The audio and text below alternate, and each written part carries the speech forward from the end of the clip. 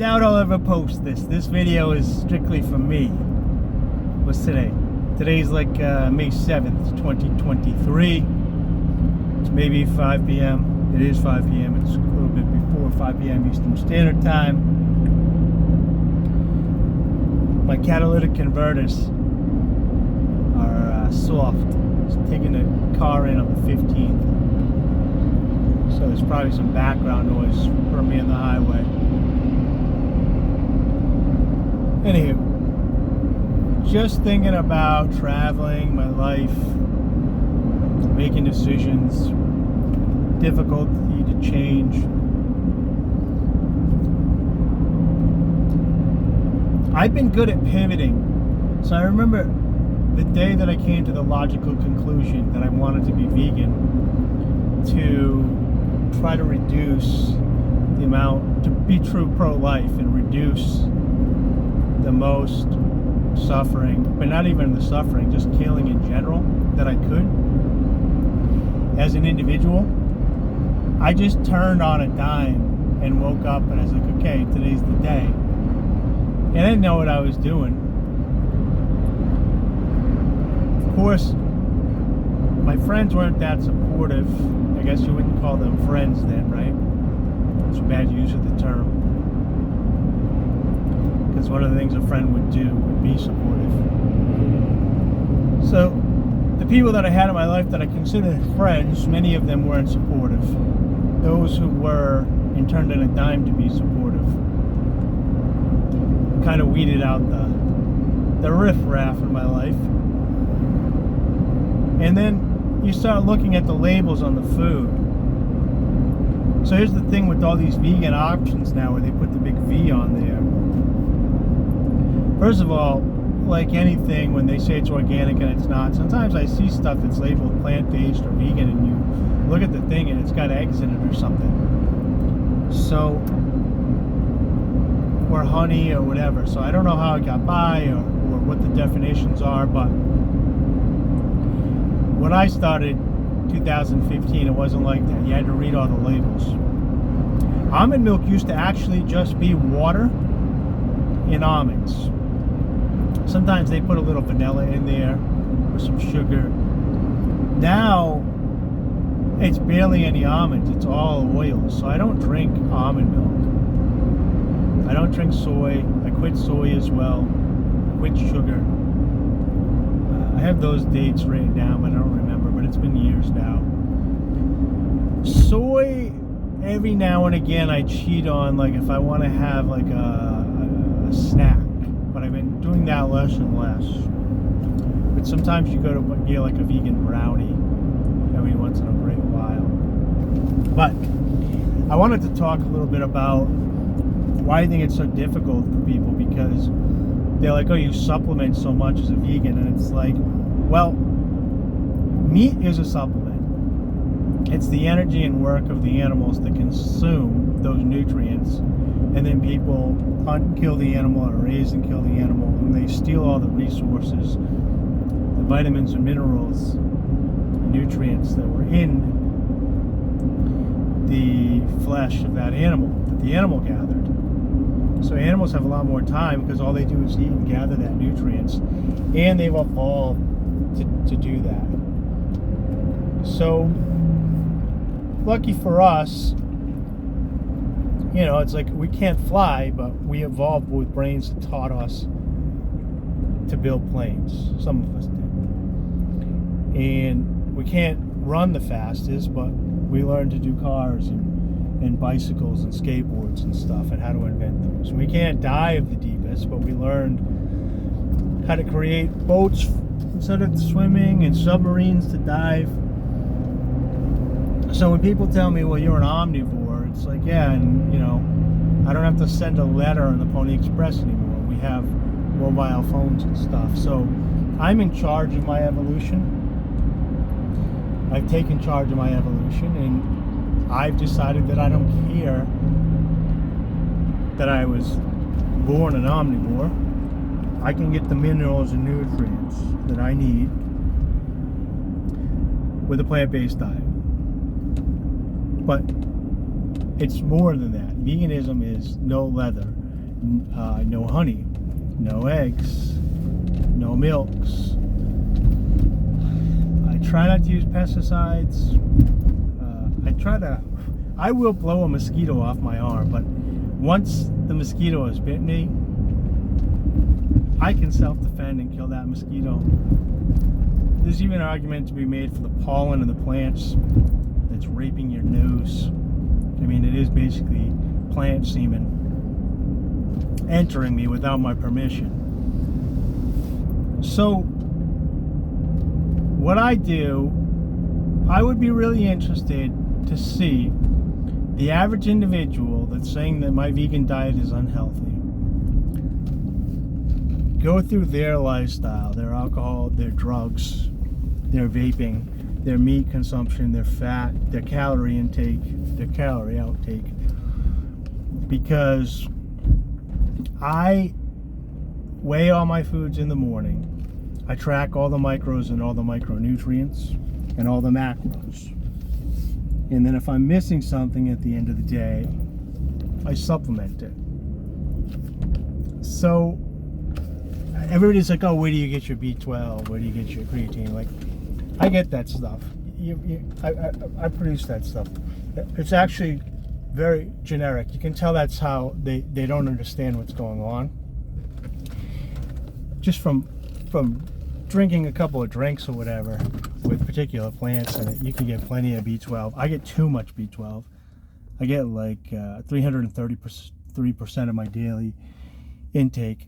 It's actually stuff like choline, lipocene, that are typical. That some of protein amino acids, like if I eat pure C18 all day, seitan, then which is wheat, vital wheat gluten from a plant, then I won't get enough of the lysine. It's a missing an amino acid for pure protein, so I'll supplement that. But you can off balance that by eating pea protein, because pea protein has that missing one in there. I'm also missing some beta carotenes. I like to take vitamin D, but most of you should, especially if you live in the north. I think that's it. Oh, magnesium. I mean, I take the electrolytes, magnesium, potassium from working out. But at the end of the day, when I look at my charts, I'm actually seeing every one of my daily requirements. I'm seeing the exact amount of grams of fat I had, the grams of carbs, the grams of protein, and I'm seeing my full mineral scale of what in all my nutrients, my vitamins, and my minerals, my electrolytes, my bone health, my blood health, my oral health, plant-based diet breakdown of the proteins, what I got in. I have all that all charted, and I use a couple of different programs. The one I use the most is probably Chronometer. It's easy, it's on my phone. And then you can create meals that you have a lot in there for a breakdown and then weigh them out by their grams. And what you start to realize once you really take control of what you're eating and what your diet is, and you stop saying, how do I eat the right things? And you just take away how do I, and just eat the right things. It becomes a lot easier. And when you're charting, like it's kind of like a video game when you're knocking off achievements and you want to get your water thing filled, and you're like, it's not filled, so I have to keep drinking. And then I'm drinking like, when you take your vitamins, you need a glass of water. When I take my green drink, I need a glass of water. When I go to bed before that, I take my magnesium and a couple of other things I need water. So you're drinking water for a lot of the supplements and the stuff that you're taking, so that's easy. Then when you work out, you want some more. But I see the average person around me, and it's funny when, yes, of course, like, so if you say like veganism isn't healthy, it's like compared to what?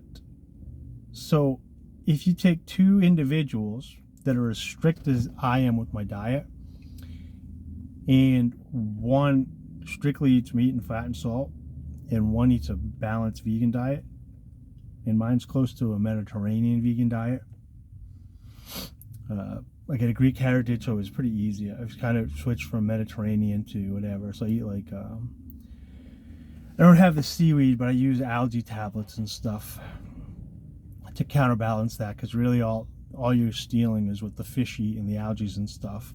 So between spirulina and algae, you can get a lot of that stuff in those oils and create them yourself. But it's like people like look at the carnivore diet, and it's prolonged. You can't do it. All right. Jordan Peterson does it, and his daughter does it. But I'd be really interested to see the other medications that they're on. It's like, it's a very pragmatic approach. It's a non-moral approach. Rogan did it and quit it. Said it was probably the best thing he did. Did the keto, quit it. These people that do these fad diets, manipulating these things, but we have data source. So one person that I watch now that just found was Brian Johnson, and he's not vegan. I mean, he may be vegan. He says, I eat a vegan diet. He eats a fully plant-based diet with the exception of collagen, which he uses animal-derived collagen. But vegan is like, I don't know if he uses leather, and I don't know if he uses pesticides and kills mice and uses animal glue that's made from horses. That's veganism. So he's fully plant-based is understanding that he's not gonna have dairy, and he's not gonna have honeys, and he's not gonna have eggs, any animal products. So he eats the food, does the studies, does the research on himself, looks at the diagnosis, and then does a brain scan, does all that stuff, and then he changes it, and the closer he can get to perfect health and reversing his health, he then eats that, and they work backwards. He ended at eating a plant. He's not done yet. He's still evolving, but he's moving towards, or he's at the point now where he's evolved to a point where he's a fully plant-based diet with the exception of that animal collagen that he has. And that's, a lot of that I wonder is about aesthetics, because he's doing a lot of skin treatments and stuff to remove wrinkles or whatever. So I wonder health-wise, purely health-wise, without the collagen, if he'd be fine. I do a plant-based powder that helps my body produce collagen, but I don't take animal collagens. So it is possible. I feel better. My skin's better. My stomach's better. Everything's better. My hair grows faster and longer and stronger. My energy levels are up. I have a Whoop that I link to the chronometer, and then I exercise, and it removes the time I exercise, and it tells me how much sleep I need based on my stress, and I max out the stress every day, and I do a workout and a run and jogging and knee lifts and all this stuff. And then it tells me you need 8 hours of sleep to rest, and I go to bed in like 6 hours. I wake up and I try to lay there and get rest, and the meter will tell me I'm like 89% rested, and it's based on cardiovascular beats rest. So it's based on HRV and some other metrics. It's not based on steps and all that stuff like an Apple Watch or whatever. It's based on, it tracks your heart rate and then the rhythmic tone of it, and then after you stress your nervous system and your heart rate, how long it actually takes back for it to rest, and then how long it can sit in that rested state while you're sleeping. And it tracks how long I'm awake, how long I'm light sleeping, how long when I'm in REM sleep, and when I'm in deep sleep. All the different sleeps. I also have an eye mask that I use when I sleep. I keep the house at 66 for me. I run hot. 68 is not cold enough. I like 66. And then I use a nose spreader as well. And the nose spreader helps me breathe better, reduce my snoring, hopefully remove my sleep apnea if I have any. I'm going to go in for a sleep study pretty soon. So I think that's all the data I want to journal right now. So all right, see ya.